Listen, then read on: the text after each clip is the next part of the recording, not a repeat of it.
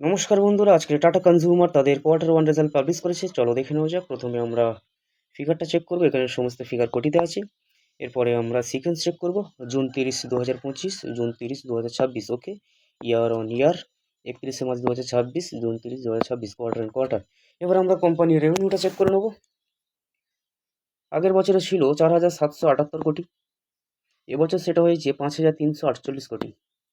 আগের কোয়ার্টারে ছিল 5,433 কোটি, এবার সেটা হয়েছে 5,348 কোটি। ঠিক আছে, কোম্পানি কোয়ার্টার অ্যান্ড কোয়ার্টার একটু ডাউন দেখিয়েছে, তবে ইয়ার অন ইয়ার ভালো রেজাল্ট নিয়ে এসেছে। প্রায় বলা চলে 12%-এর আশপাশে কোম্পানি গ্রোথ রেখেছে। আর এফএমসিজি কোম্পানির ক্ষেত্রে রেজাল্ট ইয়ার অন ইয়ার দেখাই ভালো। চলো এবার আমরা কোম্পানির খরচাটা চেক করে নিই। আগের বছরে ছিল 4,354 কোটি, এবার সেটা হয়েছে 4,828 কোটি।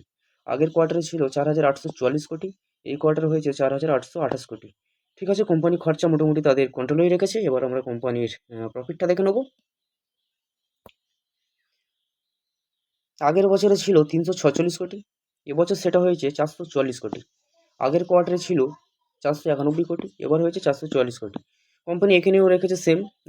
কোয়ার্টার অন কোয়ার্টার একটু ডাউন দেখিয়েছে, তবে ইয়ার অন ইয়ার প্রায় ভালোই জাম্প দেখিয়েছে। এখানে প্রায় 32%-এর মতন কোম্পানি জাম্প তাদের রেজাল্ট রেখেছে প্রফিটের ক্ষেত্রে।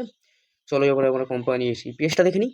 আগের বছরে ছিল 3 টাকা 38 পয়সা, এবছরে সেটা হয়েছে 4 টাকা 31 পয়সা। আগের কোয়ার্টারে ছিল 4 টাকা 24 পয়সা, এবার হয়েছে 4 টাকা 31 পয়সা। ঠিক আছে, টাটা কনজিউমার মোটামুটি ইয়ার অন ইয়ার খুব ভালোই রেজাল্ট নিয়ে এসছে। তবে দেখা যাক মার্কেট এই শেয়ারটির প্রতি কেমন রিয়াকশন দেখায়। যদি ভিডিওটি ভালো লাগে তাহলে অবশ্যই লাইক করবে।